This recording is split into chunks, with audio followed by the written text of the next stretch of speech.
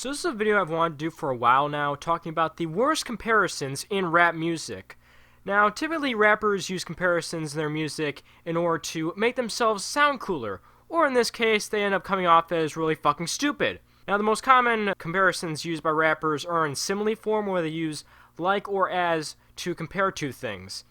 This can be seen in the lyrics, "And I just dropped some new merch, and it's selling like a god church." The other comparison that rappers tend to use is what I call the broken simile, where they just take out like and as and just go from one thing to the other and just somehow that's a comparison. In order for you to better understand it, you'll probably recognize this format from this line alone. And I got a nigga grocery bag. Now, over the years, I have heard many terrible comparisons from rappers, and it felt like this video would be a lot of fun to make. Now, these specific lyrics I'm talking about aren't in any particular order. I am just doing them because these are the ones that I felt like would be really funny to make fun of. So, let's get into it. Now, I'm going to start off with the basics, and by basic, I of course mean Rich the Kid. I stack the money up like Tetris. Something rappers like to do a lot is talk about how much they stack their money. They typically relate it to stacking Legos, but Rich the Kid decided to be different and relate to Tetris. And, has Rich ever played Tetris? Because he would know that the block stacking is a bad thing. I mean, yeah, you have to stack them to get points, but you're also doing it to prevent the blocks from stacking any further. Granted, maybe this is the intended purpose behind the whole entire song. Maybe the modern day more money, more problems is Rich the Kid splashing.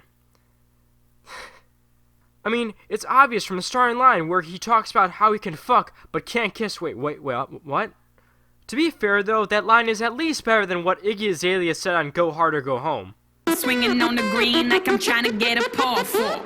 Okay, so I doubt most people watching this know much about golf, but a par in golf is the least amount of shots someone should need to finish a hole. Iggy is thereby saying that she takes 4 extra shots, which isn't good. And remember, this line is about flexing her money. So basically, she is saying she's getting that green because she sucks at golf. I mean, seriously, it should be that you're trying to get a hole in one. It's not that hard. Hell, even the Genius Sanitation pointed out how this lyric is flawed. Moving on, hopefully into something less agitated. Oh shit. Beat that pussy up like Emmett Till. There it is. Now, conveniently, much like Emmett Till, this line has been beaten to death. And I say that literally, as they actually had to take this out of the original remix of Karate Chop. Now, this is viewed as one of the worst rap lyrics of all time, and for obvious reasons. Aside from disrespecting one of the most infamous hate crime victims, who still hasn't been able to rest easy because people still shoot up the poor kid's memorial sign to this day, is this really a good flex, though? When I'm having sex with a woman, I make sure to vigorously punch and kick the vagina and finish it off by shooting it at point-blank range and then throwing it in a river. Now, there isn't much more to say about this line that hasn't already been said. I mean, Epic Records had to release an apology, Wayne was dropped as a spokesperson for Mountain Dew, and Till's family even criticized the line with one of his cousins summing up everything wrong with this lyric in this quote alone. Thankfully, though, Wayne has made better music since his pretty bad peak period in the early 2010s, and he hasn't made a line this bad since. Next, we're going to talk about a man who is probably one of the worst at comparisons. Gunna. Sure, he may have a smooth flow, but he certainly lacks in the lyrics department.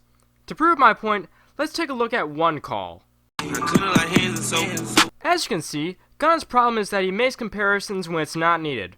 Also, who says this? I clean it like Hanson's soap? What is he even referring to? Is this what he says to women? Wow, you clean up nice. Thanks, girl. I clean it like Hanson's soap. I honestly wish I could hear him explain this line specifically. Oh. This ought to be good. Hey.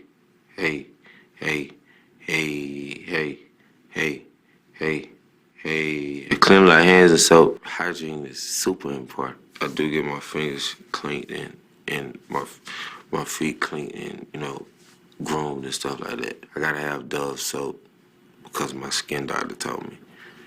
And I gotta have backwoods. It's like a necessity. I mean, yeah, I can't argue against personal hygiene being important, so I guess I'll let that slide. Granted, they cut out the part where Gunna implies that he drinks his cologne. Like his pawn. Wait, what's the difference?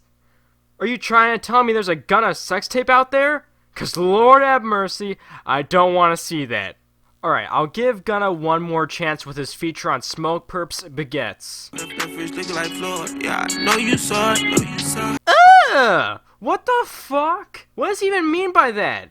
Does he mean like barefoot on wood paneling, or when there's a soda spill? And I don't even want to think about that. I just like to think about him saying this in the context of, yo man, I was fucking yo girl the other day, and she got so sticky, my mind was just filled with the thoughts of the damn floor. Oh shit, bro. It was arousing. Adding on to that, what's with this following line? What, was I watching this take place, or... Wait, he did make a sex tape, didn't he? I see what this is. Well, I'll just move on and take the piss out of Smoke Perp now and make fun of Nephew. I'ma paint on her face like I'm Doodlebot. Seriously? You can't even doodle with paint. You can only paint with paint. Or in this case, semen. Ugh.